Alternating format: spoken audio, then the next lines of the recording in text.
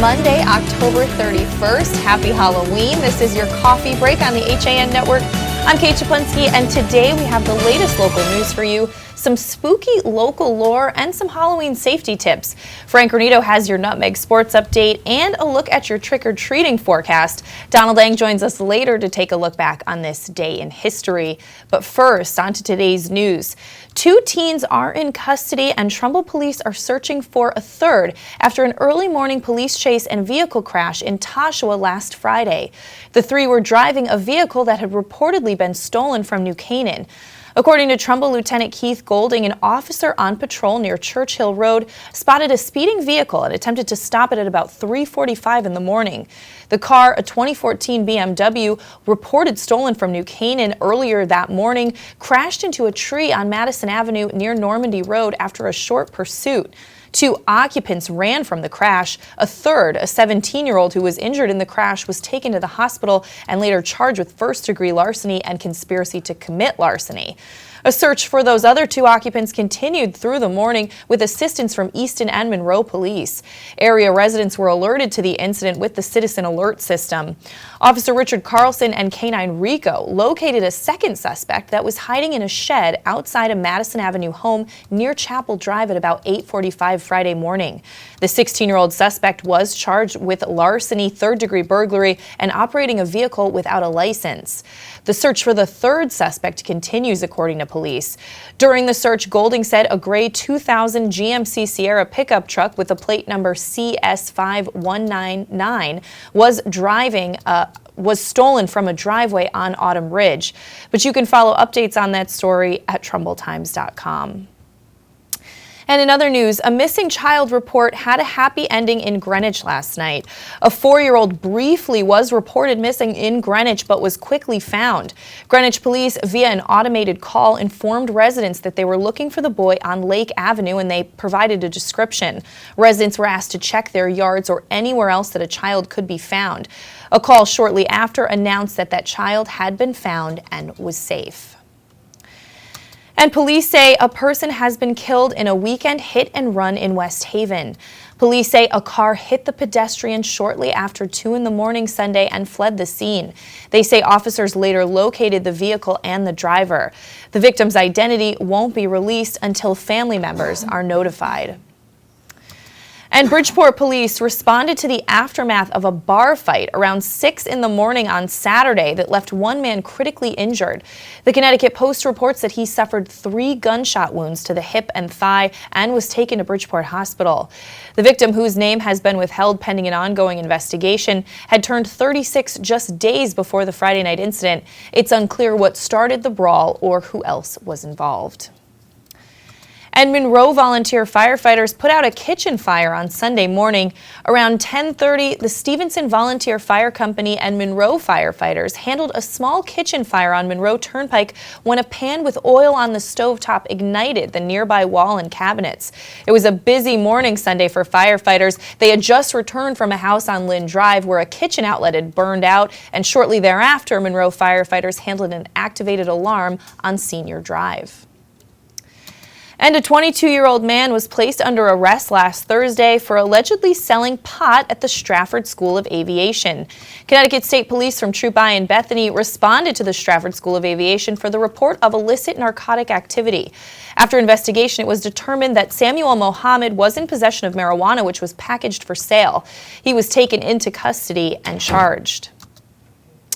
And according to the New Canaan Advertiser, members of New Canaan's Republican Party are at odds after an election ad ran in the paper. An advertisement placed in the October 27th edition of the Advertiser was paid for by the New Canaan Republican Town Committee, and it urges citizens to vote yes on November 8th on a key issue that would limit Republican First Selectman Rob Malazzi's power. Headlined the New Canaan Republican Town Committee's position on the 5 charter questions and the truth in their meaning, it's number 3 that has caused something of a firestorm at the highest levels of the organization. Question number 3 reads, shall the current charter be changed so that the first selectman, although remaining an ex officio member of the Board of Finance, will no longer serve as chairman of the Board of Finance, and the Board of Finance will choose the chairman from its regular members? According to the ad, the answer of the RTC is yes, because good government should provide some separation between those 2 powers. This controversy comes at the same time that the RTC did not get paperwork submitted to have a candidate on the ballot for Registrar of Voters. That created an opening for a write-in candidate. There's a lot more on both of those stories at ncadvertiser.com. And the state's Department of Transportation has informed the Ridgefield Press that there will be no one-way alternating traffic at the Route 35 bridge construction site near the Fox Hill condominium complex this week. There will be some minor traffic delays, according to a site manager with the DOT, due to construction activity that's scheduled to take place between today, October 31st, and Friday, November 4th, from 7 in the morning to 3 in the afternoon. Officials say please plan ahead and consider alternate routes to your destinations. You can also follow updates at theridgefieldpress.com. But let's throw it over to Frank Granito and find out what kind of weather it's going to be tonight for trick-or-treating, Frank. Should be pretty comfortable. We'll see mostly sunny and breezy throughout the day today with an expected high of 53 degrees. Wind gusts between 15 to 20 miles per hour should slow down to under 10 this evening as trick-or-treaters will take to the streets later on. Partly cloudy skies and temperatures in the mid-40s this evening, and that number will drop down into the upper 30s overnight before Tuesday morning. Tuesday, there'll be on and off periods of sun and clouds with temperatures in the mid-50s, light winds and partly cloudy in the afternoon as the FCX playoffs pick back up, and then warmer overnight with an expected low of 51. Wednesday should be another warm fall afternoon with temperatures all the way back up in the mid-60s. Partly sunny during the day and then making way for plenty of cloud cover in the late evening and an overcast and mild Wednesday night. Temperatures in the mid-50s with almost 80% humidity for what could be a warm and thunderstorm-filled Thursday. That's going to do it for this weather update. Let's send it back over to Kate. All right, thanks so much, Frank. We're going to step out for a break. When we come back, Donald Eng takes a look back on this day in history. We have a Nutmeg sports update and some local legends that we're going to tell you about coming up on your coffee break after this. Have a sports injury or a slip and fall that needs immediate care? Coastal Ortho Express Urgent Care gives you direct access to an orthopedic specialist fast, without an appointment. Biking, golf, tennis, soccer, whatever the sports injury is, sprain or fracture, Coastal Ortho Express can help. Coastal Ortho Express Urgent Care, open Monday through Saturday, now in 2 locations. The iPark building at 761 Main Avenue in Norwalk and 36 Old Kings Highway South in Darien. Or go to coastalorthoexpress.com, like them on Facebook. Hi, this is Leo Carl from Carl Chevrolet in New Canaan. And you've heard me talk about the Chevy Volt for years. The new model gets 53 miles on EV charge daily, plus 420-mile full range. But don't take my word for it. You need to come in and test drive the Volt yourself. Visit us at 261 Elm Street in New Canaan or online at carldirect.com.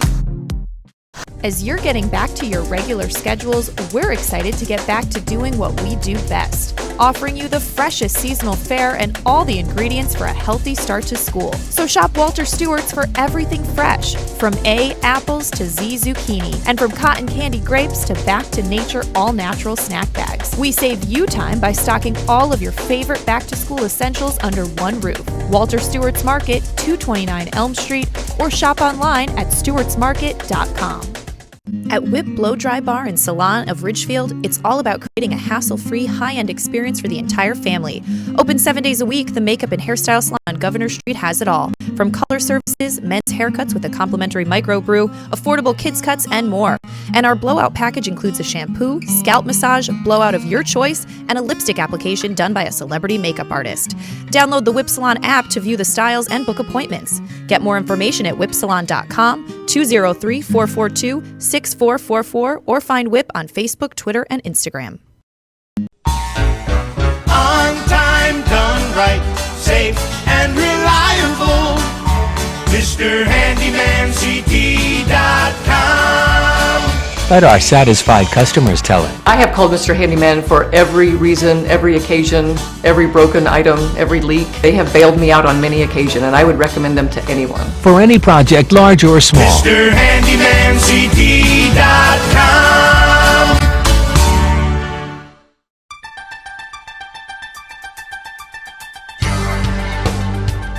On Election Day in Connecticut, the HAN network has you covered with real-time results and analysis. Will your town vote for Trump or for Clinton? And who will be representing you in Hartford and in Washington, D.C.? HAN's news reporters and editors will be out in the field talking to the candidates, collecting results, and we'll be breaking it all down on air with live local analysis you won't find anywhere else. Watch Connecticut Election Night 2016 live starting at 8 p.m. on HAN.network. We're back on this October 31st edition of Your Coffee Break on the HAN Network. I'm Kate Czaplinski, and it's time to take a look back on Halloween's past with Donald Eng. Don. Well, Kate, did you know that Halloween was actually inadvertently set for this date in the 8th century by Pope Gregory III, who designated November 1st as All Saints' Day. That is the day that all of the deceased who have made it into heaven, or all the hallowed. This made October 31st All Hallows Eve, but rather than replacing the traditional pagan holidays like, say, Samhain, it was incorporated into them over the following 14 centuries or so. Here's a remarkable stat, though. If you're getting ready to go trick-or-treating, despite the annual pleas to check Halloween candy, police have never, ever documented a case of someone distributing poisoned candy to kids, so that's reassuring. 1517 we go. Martin Luther posts his 95 Theses on the door of the Castle Church in Wittenberg. The 95 Theses focus primarily on the practice of selling indulgences, or being able to basically buy your way out of purgatory. This is generally considered the beginning of the Protestant Revolution. 1917, 400 years later, the Battle of Beersheba, the last successful cavalry assault in history. Now, I always consider World War I more interesting than World War II, and one of the reasons is the clash of modern and medieval warfare tools and tactics. Nothing exemplifies that to me more than the image of saber-wielding horse-mounted troops attacking entrenched machine guns. Finally, now we go to 1984, a tragic day in history on the other side of the world. We regret to announce the death of the Prime Minister, Mrs. Indira Gandhi. She was critically injured this morning at a residence when she was and she was immediately rushed to All India Medical Institute, where she succumbed to her injuries. Indira Gandhi, Prime Minister of India, assassinated by her own bodyguards, Beyant and Satwant Singh. They were not related, actually, though they were both Sikhs. No relation to Mohandas Gandhi, Indira had continued her father's work to create a unified nation out of the religious and ethnic factions following the withdrawal of the British in 1949. Gandhi had ordered a raid on a Sikh temple to flush out extremists, and her longtime bodyguard, Beyant, was to be transferred out of fear of assassination. She personally rescinded the transfer order because of his many years of loyal service. That is your look back in history for today, October 31st, and I'm Donald Eng. All right, thanks so much, Don. Well, in other news today in Weston, the Trunk or Treat event that was scheduled for yesterday was postponed due to the rain and has been rescheduled for today, Monday, October 31st, from 5:30 to 6:30 p.m. at the Weston Intermediate School. Candy will be distributed to costume kids from the trunks of cars in the parking lot, a safe and fun alternative to going to house. Trunk or Treat is sponsored by the Weston Women's League. You can email community@westonwomensleague.org with any questions. But let's throw it back over to Frank Granito for a Nutmeg Sports Update. Frank. Thank you, Kate. Friday afternoon, the HAN Network was live at Danbury High School for quarterfinal action in the boys soccer FCX tournament. On a cold and windy fall afternoon, Kate Czaplinski's goal in the 66th minute off of a perfectly placed crossing pass from Chris Sari lifted the third-seeded Hatters to a 1-0 victory over the defending FCX champion Fairfield Ludlow Falcons. Let's take a look at some of the highlights. The HAN Network's 2016 fall postseason coverage gets underway. We have got quarterfinals play in the boys soccer championships. Great pass all the way through the box. Shot on Cage. Great save. Wow. What a save by McGuire. That's a highlight reel save. A great shot, too. A bending shot going for the top corner, Frank. And here's an opportunity now for the Falcons. In on Cage. Shot on goal. Big save by McGuire. The rebound rolling towards the end line. No goal. Wow. Wow. Wow. Brilliant work. It was Kevin Spinato. Kevin Spinato just saved Danbury's season for the most part, right? Wow.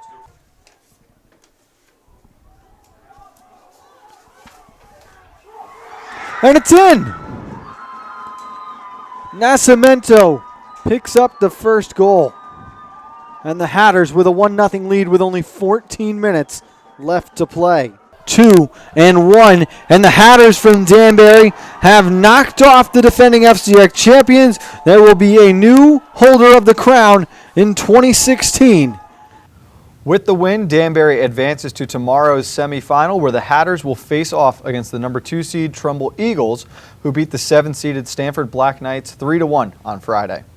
The number 1 seed Greenwich Cardinals handled their rival Staples 2-1 Friday afternoon to advance to the second semifinal, where they will meet Fairfield Ward, who knocked off Darien in penalty kicks 3-2 Thursday afternoon. Kickoff for Danbury and Trumbull will be at 5 p.m. from Norwalk High School, followed by Greenwich and Fairfield Ward at 7 p.m. Both of those games can be seen live on the HAN network. The last day of the FCX volleyball season was also Friday afternoon, and the tournament seedings were still yet to be determined, with several key matchups still to be played. Our own AJ Simonowski was at Brian McMahon for the regular season finale between Greenwich and Brian McMahon for a battle to see who would be the playoffs' number 1 seed.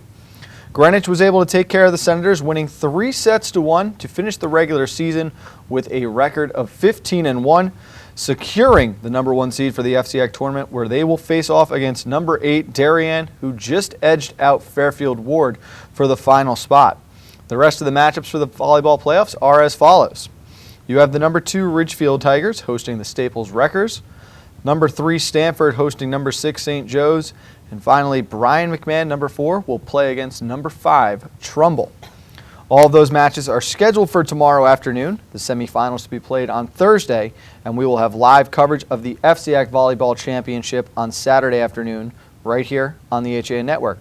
But for more postseason coverage, as well as a look back on this weekend's football action, you should tune into Nutmeg Sports this afternoon at 2 o'clock. I'll be joined with Donald Eng, AJ Simonowski, and Kevin Coleman to wrap up everything from the FCX this weekend. But that'll do it for this Nutmeg Sports update. Let's send it back over to Kate. All right, thanks so much, Frank. Well, getting in the Halloween spirit, every town has that one story. The tale told in hushed whispers on the playground, the mysterious figure blamed for inexplicable accidents. Well, the Monroe Courier brings us a spooky story today, that of Hannah Crana. Legend has it that more than 150 years ago, Hannah Hovey, also known as Hannah Crana, was a witch, and that she somehow caused her husband's death. Hannah's husband, Captain Joseph Hovey, died while taking a walk one night that ended with him toppling off a cliff. After his death, locals blamed Hannah for his gruesome end, claiming she had bewitched him and caused him to be in a daze that resulted in his death. After her husband died, the town turned against Hannah, and stories cropped up about how she placed curses on those she felt who had wronged her.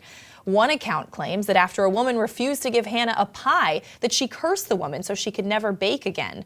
Another story alleges that she cursed a man who was trespassing on her property after she caught him fishing in her brook. Legend has it that man never caught another fish. However, it might be the story of her death that local children are most likely to whisper about. Hannah's rooster, Old Boreas, was believed to be her witch's familiar, which is a spirit or demon that did her bidding, and that the morning her rooster died, she told a neighbor that she too would die soon. It said that Hannah told her neighbor that her coffin had to be carried to the graveyard by pallbearers and that her body was not to be buried before the sun went down. Within a day of giving her burial instructions, Hannah died. And after her burial, where her wishes were not followed, Hannah's home had burst into flames, which some took as confirmation of her witchery. The story goes that on dreary days along Spring Hill Road in Monroe, a woman will suddenly appear in the middle of the street not far from her gravestone. Ooh, I know we need some sound effects for that one. But you can get even more on the story of Hannah Crana at MonroeCourier.com. We are going to step out for a break. When we come back, we're going to recap some of the news stories we're following today on your coffee break after this. Connecticut is coming back to hometown banking, to a partner that makes small businesses feel big, where community comes first, where high-tech tools go hand in hand with a human touch, where you get the know-how only neighbors can deliver, where saving time is important too. It's time to expect more. It's time to bank well, bank smart, bank local, bank well. 1, 2, 3, Abby!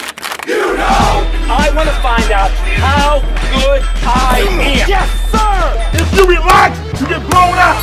Let's get it done! Let's get it done! What can you take advantage of right now? Again, come on! I can push myself way beyond what you think. Pressure technique. Bring it back.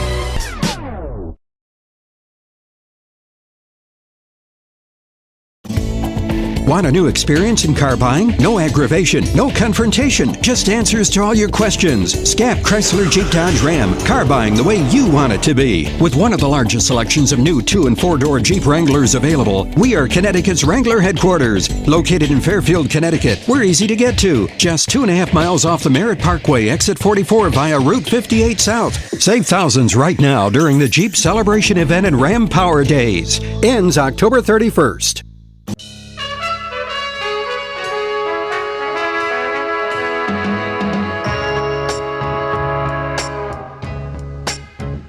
Washington Prime, now open on Main Street in Georgetown. Come enjoy our relaxed setting, excellent service, award-winning nightly happy hours, and feast on our creative new American cuisine. Connecticut Magazine's winner for Best Steak, Washington Prime of Georgetown. When it comes to local entertainment, we've got it all. From movies, local artists, etiquette, and more. Watch HAN Arts and Leisure with me, Steve Coulter, and our Arts and Leisure editor, Sally Sanders, Mondays at 12:30, right here on the HAN Network. I'm John Kovach. I'm a newspaper editor. I'm a high school football coach. I'm a television presenter, and I want you to love fishing as much as I do. Tune in to Yankee Fisherman, Thursdays at 1 on the HAN Network. It's like going to the tackle shop without leaving your office. Welcome back to this Monday edition of your Coffee Break on the HAN Network. I'm Kate Czaplinski, recapping some of the top stories we're following today, including that 2 teens were taken into custody and Trumbull police are searching for a third after an early morning police chase and vehicle crash in Toshua last Friday. The 3 were driving a vehicle that had been reported stolen from New Canaan. According to Trumbull Police Lieutenant Keith Golding, an officer on patrol near Churchill Road spotted a speeding vehicle and attempted to stop it at about 3:45 in the morning. The car, a 2014 BMW reported stolen from New Canaan, crashed into a tree on Madison Avenue after a short pursuit. 2 occupants ran from the crash. A third, a 17-year-old who was injured, was taken to the hospital and later charged with larceny. A search for the other 2 occupants continued through the morning with assistance from Easton and Monroe police. Area residents were also alerted to that incident with the Citizen Alert system. Trumbull officer Richard Carlson and K-9 Rico located a second suspect hiding in a shed outside a Madison Avenue home near Chapel Hill Drive at about 8:45 in the morning. That 16-year-old suspect was charged with first-degree larceny, as well as burglary, operating a vehicle without a license, and interfering with police. The search for that third suspect continues. During that search, Golding said a gray 2000 GMC Sierra pickup truck with a plate number of CS5199 was stolen from a driveway on Autumn Ridge. And a missing child report had a happy ending in Greenwich last night. A 4-year-old was briefly reported missing in Greenwich, but was quickly found. Police, via an automated call, informed residents that they were looking for the boy on Lake Avenue, and they gave a description. Residents were asked to check their yards or anywhere else that a child could be found. A call shortly after announced that the child had been found and was safe. And police say a person has been killed in a weekend hit-and-run crash in West Haven. Police say a car hit the pedestrian shortly after 2 in the morning Sunday and fled the scene. They say officers later located the vehicle and the driver. The victim's identity won't be released until family members are notified. And Bridgeport police responded to the aftermath of a bar fight around 6 in the morning Saturday that left 1 man critically injured. The Connecticut Post reports he suffered 3 gunshot wounds to the hip and thigh and was taken to Bridgeport Hospital. His name is being withheld pending an ongoing investigation. It's unclear what started the brawl or who else was involved. And Monroe volunteer firefighters put out a kitchen fire Sunday morning. Around 10:30, Stevenson Volunteer Fire Company and Monroe firefighters handled a small kitchen fire on Monroe Turnpike when a pan with oil on the stovetop ignited the nearby wall and cabinets. It was a busy Sunday for firefighters. They had just returned from a house on Lynn Drive where a kitchen outlet burned out, and shortly thereafter, Monroe firefighters handled an activated fire alarm on Senior Drive. And of course, since it's Halloween, local police are reminding parents and kids about some simple safety tips to take into consideration tonight. Costumes should not be bulky or loose-fitting. Avoid unsafe shoes and masks that reduce vision, as well as sharp objects. Glow sticks or some other form of illumination will also improve visibility to motorists. Children should also not open candy until an adult has been able to inspect each piece for tampering. If you believe that a treat has been tampered with, do not allow anyone to consume the item and contact your local police. Being safe on Halloween also includes knowing where your child's route is for the evening, where will they be, who is with them, and what supervision will be present. You also should know what time they'll be home, and knowing what type of costume they will be wearing is helpful information should you need to summon the police to assist in locating a child. Trick-or-treaters are, of course, not the only ones who need to be reminded of safety. Residents should keep their walkways clear and provide plenty of illumination tonight. Not only will this help reduce injury, but it may also reduce the likelihood of vandalism to your property. Motorists need to use extra caution. Remember that children will be walking on the roadways and will be difficult to see at times. So important things to keep in mind. Let's throw it back over to Frank for one final look at the forecast. Frank. Should be a lot of fun for everyone tonight. Mostly clear skies, temperatures in the mid-40s, so a little on the cooler side, and a light breeze for the trick-or-treaters as they make their way around Fairfield County. Tuesday, we'll see on and off periods of sun and clouds with temperatures in the mid-50s again. Light winds and partly cloudy when playoff action resumes tomorrow afternoon. Then a little warmer overnight with an expected low of 51. Warm again on Wednesday with temperatures in the mid-60s. Partly sunny during the day, but we'll see some late cloud cover moving in and hanging around overnight. Temperatures up in the mid-50s and high humidity, and we could see some thunderstorms as early as Thursday as we have some unusually warm weather here late in October, Kate. Very strange. All right, well, thanks so much, Frank. We're going to wrap things up here on your coffee break, but HAN Arts and Leisure is coming up at 12:30. They'll be giving you some of their favorite Halloween movie suggestions. Of course, Nutmeg Sports at 2 o'clock, and we wish everyone a happy and safe Halloween. We will see you for your coffee break tomorrow at 11.